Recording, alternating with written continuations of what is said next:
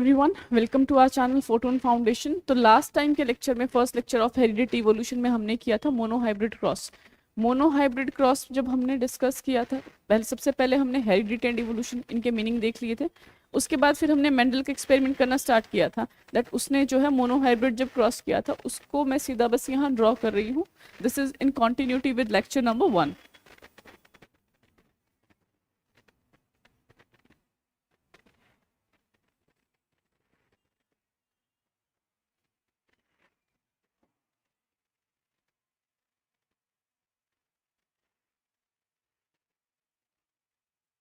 तो हमने क्या किया था, प्योर टॉल प्लांट जो है उसके गैमीट्स बनाए थे। That was crossed with homozygous dwarf plant. Small T से इसके एलील्स को हम रिप्रेजेंट कर रहे हैं, स्मॉल टी। इनको जब हमने क्रॉस करवाया था so we had capital T and small T. So दोनों के दोनों जितने भी हमारे पास ये 4 प्लांट्स आए थे, all these 4 plants were heterozygous. अब कंडीशन हमारे पास जो टर्म आ रही है, हमारे पास वो 3 टर्म्स आ चुकी हैं मोनोहाइब्रिड क्रॉस से। ठीक है, मोनोहाइब्रिड क्रॉस से हमारे पास जो 3 टर्म आती हैं, 2 term sorry. First one is homozygous, homozygous, और दूसरी आती है हेट्रोजाइगस।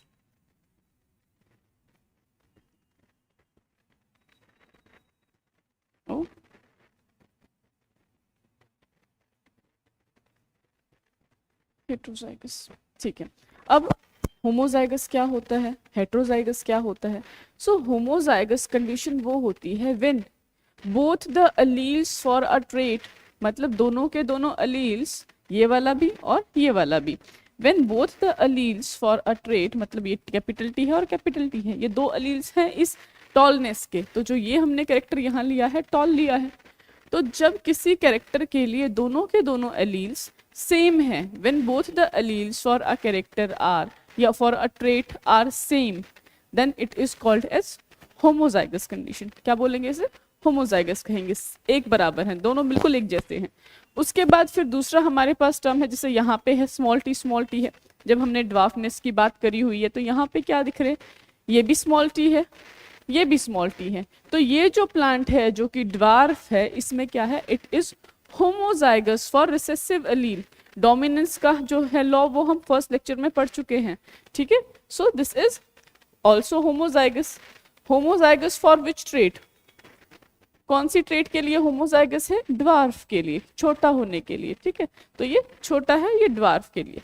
अब क्या हुआ है, जब यहाँ पे इनकी क्रॉसिंग कराई गई है, हमारे पास जो ये F1 आई थी, जिसको हमने बोला था फर्स्ट फीलियल जेनरेशन, तो जो ये F1 है, दीज वर ऑल टॉल।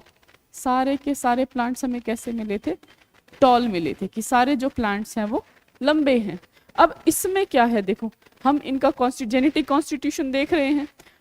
ये यहाँ पे जो है हमें मिला है कि ये दो, एक कैपिटल टी है और एक स्मॉल टी है। तो ये जो प्लांट हैं, ये जितने भी जो ये प्लांट्स आए हैं, दीज आर हेट्रोजाइगस। हेट्रो मतलब मिक्सचर है किसी चीज का।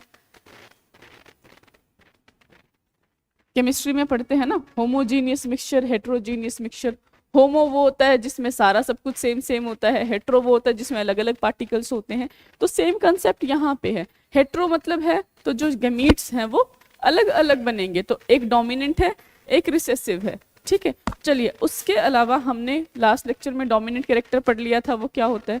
Dominant character is the one, या allele is the one which will express itself in heterozygous condition. कि जब हेट्रोजाइगस कंडीशन है, उसमें जो अपने आप को एक्सप्रेस कर जाएगा वो है डोमिनेंट, और जो अपने आप को एक्सप्रेस नहीं कर पाएगा वो हो जाएगा recessive. And this is called as law of dominance. तो मेंडल अंकल का जो पहला लॉ है वो था लॉ ऑफ डोमिनेंस। अब मेंडल अंकल ने लॉ तो दे दिया कि चलो ठीक है, ये डोमिनेंट होता है, जो हेट्रोजाइगस कंडीशन में अपने आप को एक्सप्रेस करेगा वो डोमिनेंट है। पर क्या ये एप्लीकेबल है? Is it universal applicable? क्या ये यूनिवर्सली एक्सेप्टेड है? देखो फिजिक्स की अगर हम बात करते हैं ना, तो फिजिक्स जो है वो काम करती है सिद्धांतों पे, कि जो बात कह दी वही होगी। कि भाई धरती जो है वो गोल घूम रही है तो वो गोल घूम रही है, ये चीज फिजिक्स कह रहा है, तो जो फिजिक्स कह रहा है दैट इज ट्रू, उसमें कोई एक्सेप्शन नहीं होता। लेकिन जब हम बात कर रहे हैं बायोलॉजी की, केमिस्ट्री की, there is always some exceptions. ठीक है, उसी तरह से जब हमने बात की है मेंडल अंकल के फर्स्ट लॉ की, तो वो था law of dominance.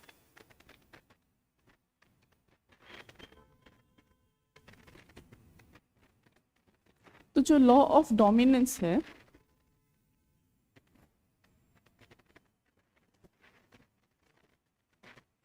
Law of dominance है, it is not universally accepted, universally accepted ये नहीं है।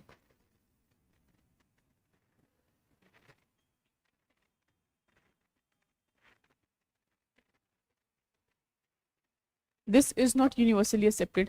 अब ये यूनिवर्सली एक्सेप्टेड कैसे नहीं है, इसका एग्जाम्पल जो है वो दिया जाता है मिराबिलस जलापा। 4 o'clock प्लांट होता है, 4 o'clock प्लांट है ये कोई, जिसका बॉटनिकल नेम होता है मिराबिलस जलापा।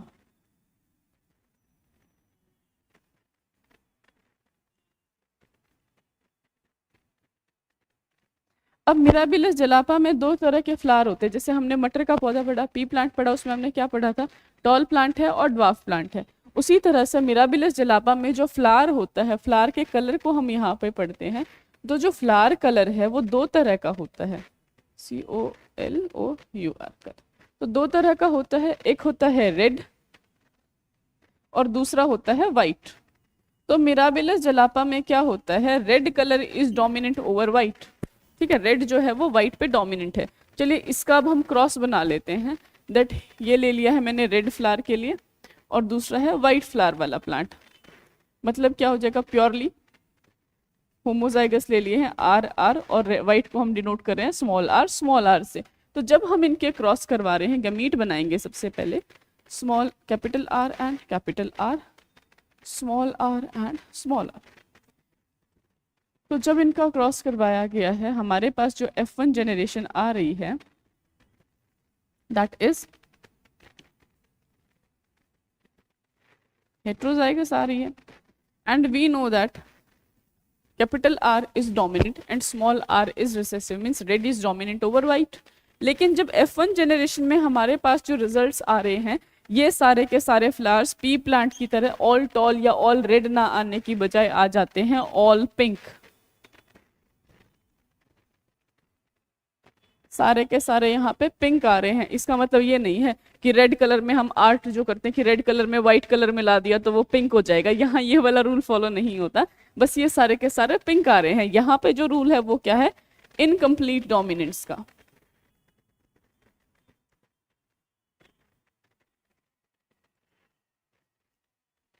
मतलब क्या कर रहा है, ये रेड जो है वो पूरी तरह से व्हाइट को डोमिनेट नहीं कर पा रहा है, and this is incomplete dominance. तो इसी वजह से जो लॉ ऑफ डोमिनेंस है that is not universally accepted. इसी तरह से और भी बहुत सारे केस रहते हैं। तो ये तो हो गया हमारा लॉ ऑफ डोमिनेंस का। उसके अलावा भी हम मोनोहाइब्रिड क्रॉस करते जा रहे हैं। इस तरह से क्या है, ये क्रॉस कर रहे हैं, बहुत ज़्यादा हौच पौच हो रहा है। तो इसको भी हमारी प्रॉब्लम को सॉल्व करने के लिए एक 2 अंकल और आए हमारी हेल्प के लिए, और उन 2 अंकल का नाम है बेटसन एंड पुनेट। तो बेटसन एंड पुनेट ने एक स्क्वायर बनाया था जिसको हम कहते हैं बेटसन एंड पुनेट स्क्वायर। तो बेटसन एंड पुनेट स्क्वायर पे क्या करते हैं, टॉल प्लांट वाला क्रॉस ही ले लेते हैं। ये है, जितने नंबर ऑफ अलील्स आ रहे हैं उतने नंबर में आप अपने स्क्वायर को डिवाइड कर लीजिए। जैसे ये था capital T small T, gametes बन गए सारे कैपिटल टी एंड, यहां तक तो ये इसी तरह से करना पड़ेगा। अब क्या है, जितने मेल एक प्लांट के जो एलील्स आए हैं उनको एक तरफ लिख लेते हैं, दूसरे प्लांट के जो है उनको दूसरी तरफ लिख लेते हैं। इस तरह से कैपिटल टी यहाँ, कैपिटल टी यहाँ, small T and here small T. तो अपने आप से बिना ज़्यादा कचरा मचाए हमने जो है सारा अपना कैलकुलेट कर लिया। तो ये होता है बेटसन एंड पुनेट स्क्वायर। तो जो आगे और बड़े क्वेश्चंस आते हैं वो सॉल्व करने में हमें बेटसन एंड पुनेट जो है वो बहुत हेल्प करता है। चलिए ये तो हो गया एक क्रॉस टॉल प्लांट वाला, टॉल एंड ड्वार्फ का। उसके बाद उसी तरह से उसने क्या किया, और जो बाकी कैरेक्टर्स थे उनका भी कर लिया। तो यहाँ में आगे जो हमारे काम आने वाला है वो है रिंकल्ड एंड राउंड सीड्स का। तो जो पी में उसने दिया था वो था राउंड सीड्स, और दूसरा जो यूज किया था दैट वाज रिंकल्ड सीड्स।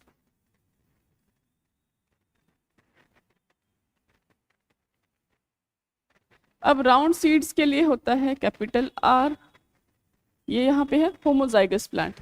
और रिंकल सीड्स के लिए हम डिनोट करते हैं इसे स्मॉल आर से, रिंकल सीड्स। तो round seeds are like this, round seeds, and these are wrinkle seeds. इन दोनों प्लांट को जब उसने क्रॉस करवाया गया तो सेम मोनोहाइब्रिड क्रॉस का जो रेशियो आ रहा था उसमें सारे के सारे प्लांट्स कैसे थे, capital R small are, capital R small are, capital R small r and capital R small r, all round seeds.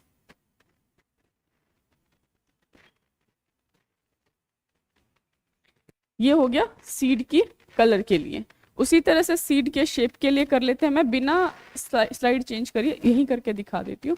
तो यहाँ पे उसके बाद उसने क्या किया था, येलो कलर की सीड्स, येलो जो सीड्स हैं that were dominant over white, sorry green seeds, green. तो येलो सीड्स को जो है वो डिनोट किया जाता है, येलो सीड्स को डिनोट किया जाता है capital Y and capital Y, और जो ग्रीन सीड्स हैं उनको डिनोट किया जाता है small y and small y. और उसी तरह से जैसे इसका ये फॉर्मेशन हुई थी F1 जनरेशन की, इन दोनों प्लांट्स के क्रॉस के टाइम पे F1 जनरेशन में हमारे पास जो रिजल्ट आएगा that will be capital Y small Y, capital Y small Y, capital Y small y and capital Y small y. जहाँ पे क्या होगा, yellow is dominant over green, तो सारे के सारे प्लांट्स हमारे कैसे आ जाते हैं, ऑल येलो। पर कैसे हैं वो, हेट्रोजाइगस, हेट्रोजाइगोट्स हैं सारे। अब उसके बाद आती हैं हमारी नेक्स्ट दो टर्म आती हैं, जीनोटाइप एंड फिनोटाइप। ठीक है, तो दो टर्म अब हम पढ़ने वाले हैं। फर्स्ट वन इज जीनोटाइप, और इसी के बेस पे आगे हम कुछ क्वेश्चंस करेंगे। सेकंड है phenotype.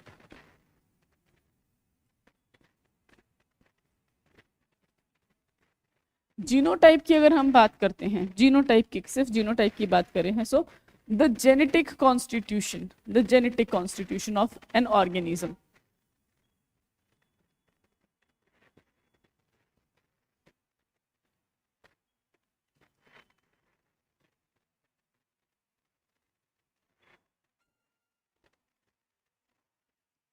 is called as genotype.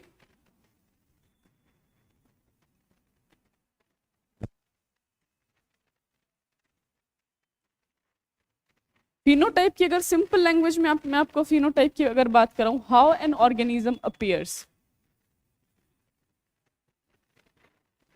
How भी नहीं, अपीयरेंस लिख देती हूँ खाली,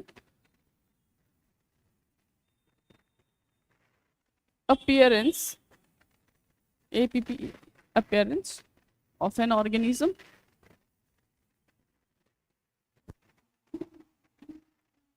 is its phenotype। उसका phenotype क्या है कि वो कैसा दिखेगा।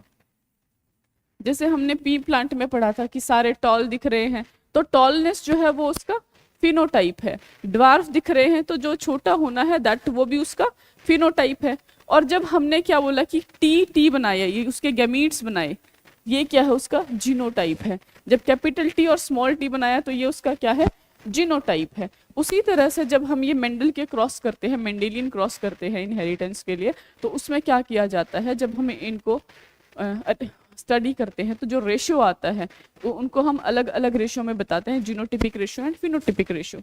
तो वो अब हम पढ़ते हैं genotypic ratio and phenotypic ratio. तो अब सिंगल तो हम कर चुके हैं मोनोहाइब्रिड क्रॉस में एक बार। अब उसके बाद फिर क्या किया जाता है, मेंडल ने बनाई F2 generation.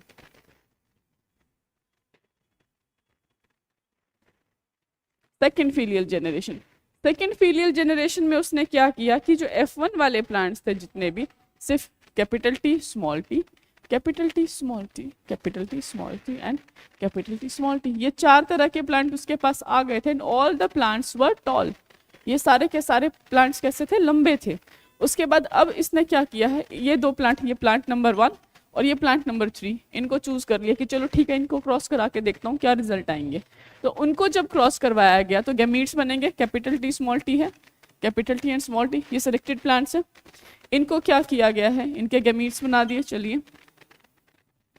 Capital T and small T, capital T and small T, इस तरह से दोनों के गैमीट्स बना दिए। चलिए अब गैमीट्स पे टाइम ना, अभी यहाँ मैं लाइनों पे ना हौच पौच मचाने की वजह काम करती हूँ, बेटसन एंड पुनेट को फॉलो कर लेते हैं। जब बेटसन पुनेट अंकल ने इतना काम करके दिया तो उनसे ही बात करते हैं। चलिए, तो अब हम चलते हैं बेटसन पुनेट अंकल के पास। तो जो गैमीट्स बने हैं लास्ट में कैपिटल टी और स्मॉल टी आए हैं हमारे पास, ये चीज याद रखनी है।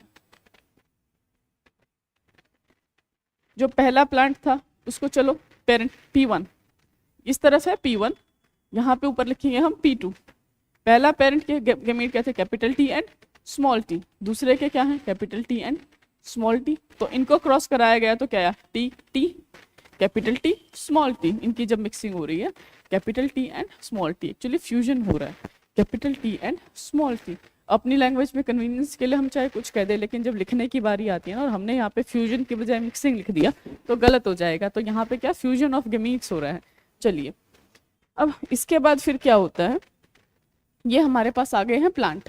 अब ये चीज़ आप खुद बताएंगे मुझे, मेरे साथ साथ डिस्कस करेंगे। मुझे तो चलिए सुनाई नहीं देगा, लेकिन आपको तो ऑलरेडी पता है, तो चलिए साथ साथ डिस्कस करते हैं। जब हमारे पास कैपिटल टी और कैपिटल टी है तो ऐसा प्लांट कैसा होगा, टॉल टॉल होगा। वो भी किस तरह का टॉल है, होमोजाइगस, ठीक है, टॉल होमोजाइगस।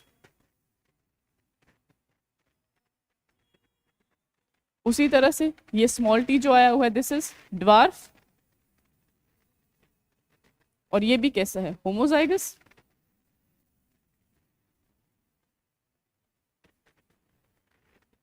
अब बच जाते हैं हमारे पास दो प्लांट, ये आ रहा है capital T and small T and capital T and small T. तो ये दोनों प्लांट्स कैसे हैं, दीज आर ऑल्सो टॉल। ये भी प्लांट लंबे हैं लेकिन कैसे हैं, हेट्रोजाइगस।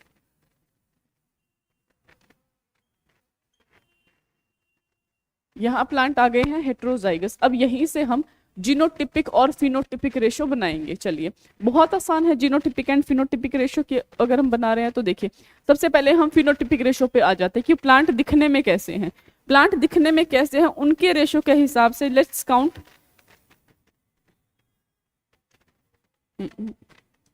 यहाँ पे है एक टॉल प्लांट, दो टॉल प्लांट एंड तीन टॉल प्लांट। तो टॉल प्लांट कितने हो गए हैं, टॉल जो है दैट आर 3। ड्वार्फ प्लांट की अगर आप बात करोगे, ड्वार्फ प्लांट आपके पास आ रहे हैं 1। सो ड्वार्फ कितने हैं आपके पास 1।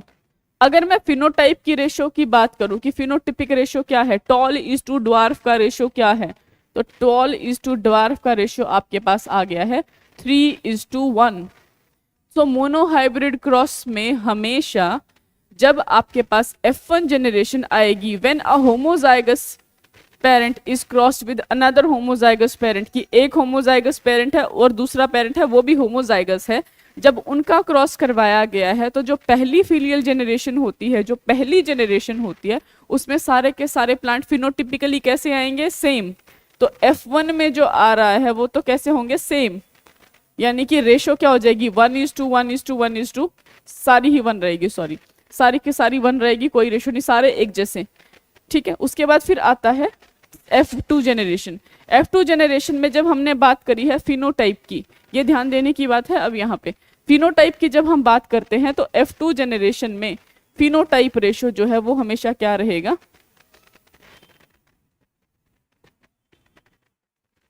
Phenotype ratio is always 3:1।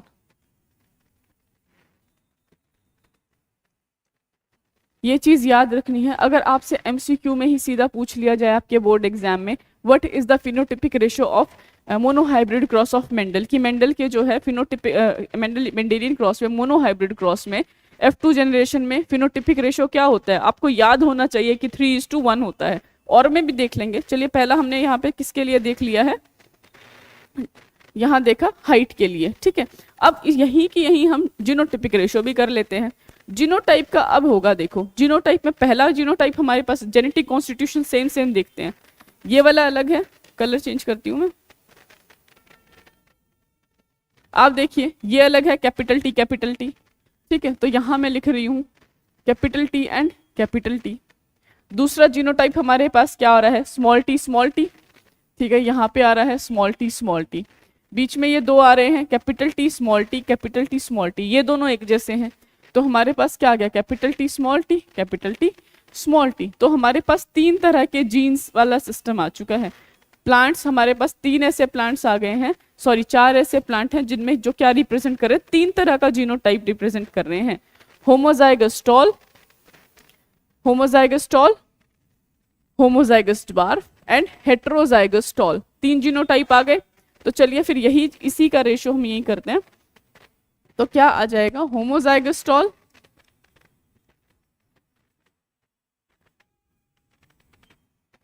Homozygous tall था पहला जो कि कैपिटल टी और कैपिटल टी से रिप्रेजेंट किया था। दूसरा हमारे पास क्या आ रहा था, हेट्रोजाइगस ड्वार्फ टॉल। वो हमारे पास कितने थे, 2 प्लांट थे, capital T small T and capital T small T. और तीसरा हमारे पास प्लांट किस तरह का आ रहा था, होमोजाइगस ड्वार्फ, होमोजाइगस ड्वार्फ। और ये किस तरह का आ रहा है, small T and small T.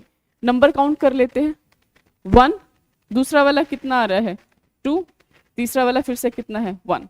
So this is the genotypic ratio of monohybrid cross in F2 generation. तो ये कौन सी जनरेशन है, F2 जनरेशन है। F2 जनरेशन में भी कौन सा क्रॉस दिखाया है अभी तक हमने, मोनोहाइब्रिड क्रॉस की एक ही कैरेक्टर को हम कंसीडर कर रहे हैं, तो वो क्या होता है, monohybrid cross.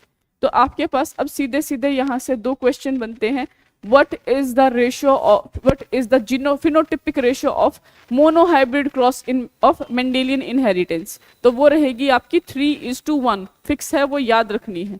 what is the genotypic ratio of monohybrid cross in F2 generation, तो वो आपको याद रखनी है 1:2:1।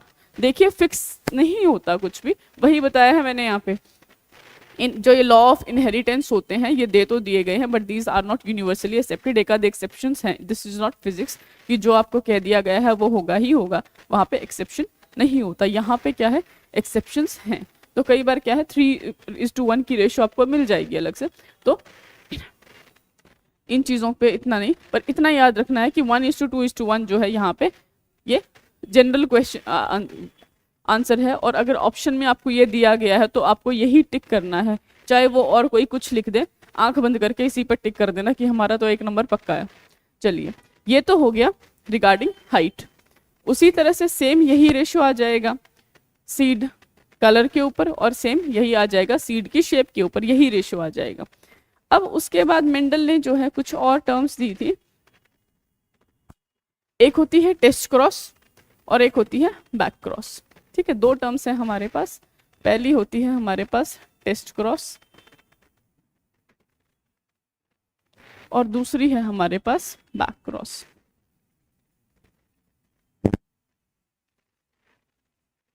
अब ये 2 टर्म्स क्या होती हैं, क्रॉस तो हमें पता है कि मीटिंग कराना होता है, क्रॉस टेस्ट और बैक। बैक का मतलब क्या है, वापस से पिछली जनरेशन से क्रॉस कराना। टेस्ट का मतलब क्या है, चेक करना, सिंपल। तो टेस्ट क्रॉस में क्या होता है, when F1 individual is crossed with recessive parent, कि जो पेरेंट है उसके रिसेसिव होमोजाइगस जो पेरेंट है उसके साथ हम अगर उसकी जो फर्स्ट फीलियल जनरेशन थी या सेकंड फीलियल जनरेशन होती है उसको अगर हम क्रॉस करवा देते हैं रिसेसिव पेरेंट के साथ, तो वो क्या होती है, टेस्ट क्रॉस। और ये क्यों होती है, ताकि हमें उसका जेनेटिक कॉन्स्टिट्यूशन पता चल जाए। सपोज करो कि मेरे पास कोई एक ऐसा प्लांट है जिसका मुझे जीनोटाइप नहीं पता, बस मुझे उसका फिनोटाइप पता है कि मेरे पास एक प्लांट था जो कि मुझे टॉल मिला था। अब मुझे नहीं पता कि वो होमोजाइगस टॉल है या हेट्रोजाइगस टॉल है, तो क्या पॉसिबिलिटीज रहेंगी कि प्लांट का जेनेटिक कॉन्स्टिट्यूशन या तो ये है या फिर ये स्मॉल टी है। अब ये चीज मैं कैसे पता करूंगी, अगर मैंने इसको डोमिनेंट के साथ करवा दिया, चलो ये डोमिनेंट के साथ क्रॉस करवा रही हूँ, डोमिनेंट के साथ जैसे ही क्रॉस कराऊंगी सारे के सारे प्लांट टॉल, क्योंकि टॉल इज डोमिनेंट। तो यहाँ तो नहीं पता चल पाएगा मुझे कि दूसरे, क्या पता वो छोटा हो या क्या पता वो उसमें हेट्रोजाइगस हो प्लांट। पर कंडीशन क्या, सब में टॉल आ जाएगी ना। तो इसी वजह से अब क्या है, जब मैंने इसको स्मॉल टी और स्मॉल टी के साथ क्रॉस करवा रही हूँ तो क्या रहेगा, स्मॉल टी के साथ आ जाएगी। अगर सारे के सारे स्मॉल टी के साथ करने पर आते हैं टॉल, अगर स्मॉल टी वाला जो प्लांट है, ड्वार्फ जो प्लांट है, उसके साथ क्रॉस करवाने पर मेरे रिजल्ट आए हैं सारे के सारे प्लांट टॉल हैं, इसका मतलब क्या पता चलेगा कि जो दूसरा चीज थी वो ड्वार्फ है। अब इसके अलावा मैंने क्या देखा है कि सारे के सारे प्लांट टॉल आ रहे हैं, फिर से सारे के सारे प्लांट टॉल हैं, मतलब क्या है, कंडीशन हेट्रोजाइगस है प्लांट जो है वो, होमोजाइगस है प्लांट जो है वो टॉल है। उसके अलावा फिर अगर मेरे पास, क्या भूल गई हूं मैं, दोबारा करते हैं, चलिए नेक्स्ट स्लाइड पे आती हूँ, बोर्ड काफी कंजेस्टेड हो गया। टेस्ट क्रॉस कर रहे थे, पहले किया था small T and small T, ये हमारा पेरेंट है, रिसेसिव पेरेंट है ये।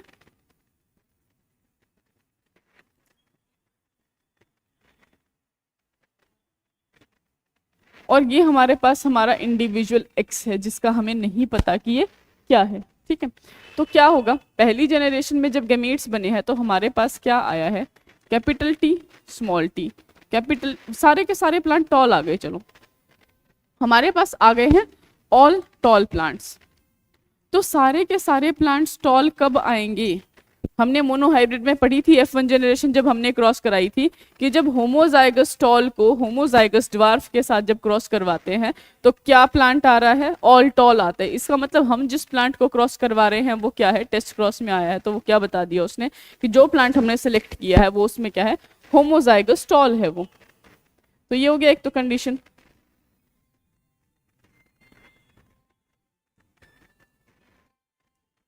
उसी तरह से अगर हमारे पास रिजल्ट्स अलग आए हैं, चलिए इस बार हमारे पास रिजल्ट्स क्या आ रहे हैं, हमारे पास रिजल्ट्स आ गए हैं कि कुछ प्लांट हमारे पास टॉल हैं, प्लस हमारे पास जो प्लांट है वो ड्वार्फ भी आया है। ऐसा कब हुआ था कि प्लांट टॉल भी हो और प्लांट ड्वार्फ भी आ जाए, जब हमने F2 जनरेशन में पढ़ा था ना, क्रॉस करवाया था, that small T is crossed, small T आ रहा है। अब ये कंडीशन हम देख लेते कि इसका मतलब क्या है, वो डबल टी और स्मॉल टी तो है, अगर इसके पास एक भी कैपिटल टी नहीं होता तो हमारे पास टॉल प्लांट नहीं आता। मतलब यहाँ कैपिटल टी प्लांट, तो कैपिटल टी तो है, ड्वार्फ आया है, तो मतलब क्या है, यहाँ पे एक ड्वार्फ के साथ जब दूसरा स्मॉल टी आया है तो इसका मतलब उसके पास स्मॉल टी भी है। तो ये ऐसा प्लांट कैसा हो गया है, हेट्रोजाइगस है, ऐसा प्लांट जो है वो हेट्रोजाइगस है। और इस प्लांट को चलिए क्रॉस भी देख लेते हैं, ठीक है। यही कंडीशन है हमारे पास की प्लांट के पास जो है टॉल भी आ रहे हैं और ड्वार्फ भी आ रहे हैं। तो क्या है, स्मॉल टी का एक ही एलील, ये small T is crossed with, इसका हमने टॉल और ड्वार्फ बताया कि कैपिटल टी और स्मॉल टी है ये, तो capital T and small T. तो क्या हो जाएगा हमारे पास, capital T and small T, small T small T, capital T small T and small T. So यहाँ जो कंडीशन आई है, यहाँ पे क्या हो रहा है, टॉल भी है ड्वार्फ भी है। यही कहा था ना, क्रॉस करवाने के बाद टॉल और ड्वार्फ दोनों आए हैं, इसका मतलब जो हम जिस प्लांट को टेस्ट करना चाह रहे हैं वो क्या आया है, हमारा हेट्रोजाइगस टॉल है। तो ये होता है टेस्ट क्रॉस। बैक क्रॉस क्या होता है, बैक क्रॉस वेरी सिंपल, कि बैक क्रॉस को क्या है, कोई भी प्लांट उठाया उसको किसी भी पेरेंट के साथ क्रॉस करवा दिया गया विदाउट चेकिंग कि भाई हम बिना ध्यान में रखे कि हम ड्वार्फ के साथ करा रहे हैं या टॉल के साथ करा रहे हैं, वो जो चीज़ क्या है, सिर्फ पेरेंट के साथ क्रॉस करवाना है, वो क्या होती है, बैक क्रॉस होती है। तो ये हो गया हमारा टॉल एंड ड्वार्फ का, और हमारा जो है ये लॉ ऑफ डोमिनेंस जो है वो यहाँ खत्म होता है। अब लॉ ऑफ डोमिनेंस खत्म तो हो गया, चलो उसी के साथ साथ अब हमारा जो अगला टॉपिक स्टार्ट होता है, जो मेरा फेवरेट टॉपिक है, दैट इज डाइहाइब्रिड क्रॉस।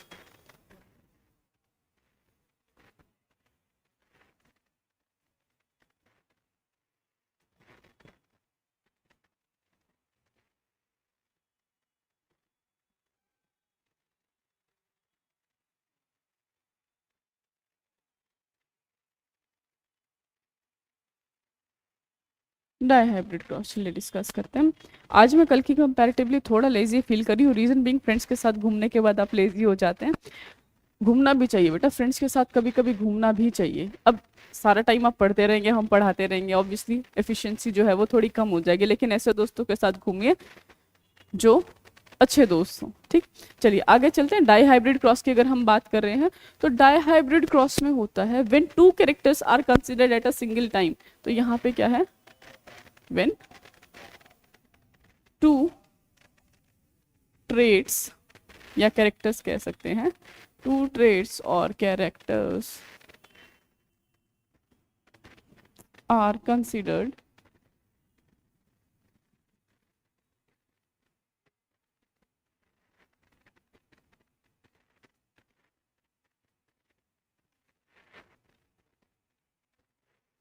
कि एक बार में हमने क्या किया है, दो कैरेक्टर्स को एनालाइज किया है।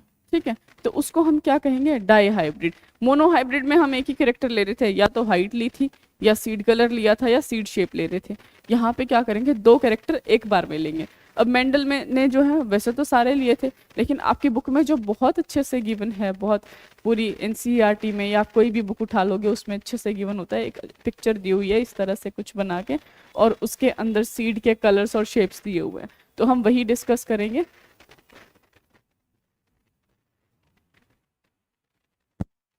तो मेंडल ने डाई हाइब्रिड क्रॉस के लिए जो दो कैरेक्टर्स पे बहुत हमारी एनसीईआरटी ने भी जोर दिया हुआ है, वो दो कैरेक्टर्स हैं हमारे सीड शेप और है seed colour.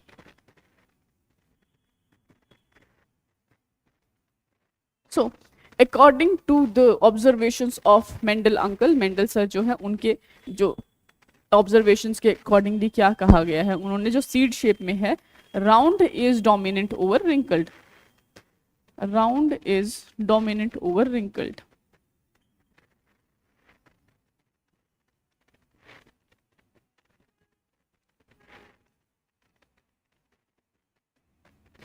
And seed colour की बात करें तो yellow is dominant over green.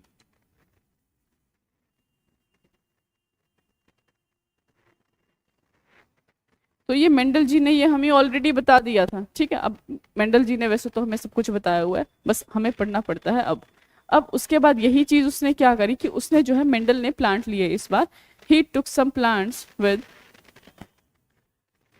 Round yellow seeds, yellow seed, round और येलो सीड वाले प्लांट लिए हैं, होमोजाइगस प्योर प्लांट्स का है। इसी चीज को आगे जहां प्योर लिखा हो ना, प्योर लिखते ही समझ जाया करो कि वो कंडीशन क्या है, होमोजाइगस है।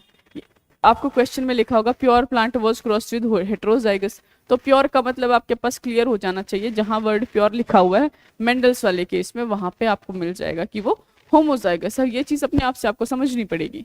उसके बाद फिर है कि प्योर, मैं सिर्फ यहाँ प्योर लिख रही हूँ, इस बार यहाँ होमोजाइगस नहीं लिखूंगी, ये चीज अब मैंने आपको बताई है, तो आप साथ में याद रखेंगे इस चीज को। ठीक है, दूसरा जो प्लांट था उसने वो लिया था रिंकल्ड सीड, रिंकल्ड, और सीड का कलर कैसा था, रिंकल्ड ग्रीन सीड्स। ठीक है, ड्राइंग करते करते करते हैं, तो क्या हो गया, राउंड एंड येलो और रिंकल्ड एंड ग्रीन। तो होमोजाइगस कंडीशन है, जब होमोजाइगस जब कंडीशन आ रही है तो क्या है, जेनेटिक कॉन्स्टिट्यूशन क्या हो जाएगा, दो एलील होते हैं एक ट्रेट के लिए, तो सबसे पहले राउंड के लिए क्या हो जाएगा, capital R and capital R. Yellow के लिए क्या हो जाएगा, capital Y and capital Y. ठीक है, उसी तरह से रिंकल्ड वाली के लिए क्या हो जाएगा, रिंकल्ड सीड्स है तो small are small r, green colour है तो स्मॉल वाई स्मॉल वाई। ये है इनका जेनेटिक कॉन्स्टिट्यूशन। अब जब एलील बनेंगे तो किस तरह से बनेंगे, आर और वाई आ गया, गैमीट्स बना रहे हैं, एक बार आर और वाई दोनों कैरेक्टर्स आ गए एक गैमीट में, तो ये हो जाएगा हमारे पास एक गैमीट और ये हो जाएगा दूसरा गैमीट। उसी तरह से जब वहां पे हम गैमीट बना रहे हैं तो क्या होगा, small are small y and small are small y, बन गई ये चीजें भी। अब इन गैमीट्स का हम क्रॉस करवाते हैं with the help of Bateson and Punnett, ठीक है। यहाँ पे लिखेंगे हम P1, ऊपर लिखेंगे हम P2।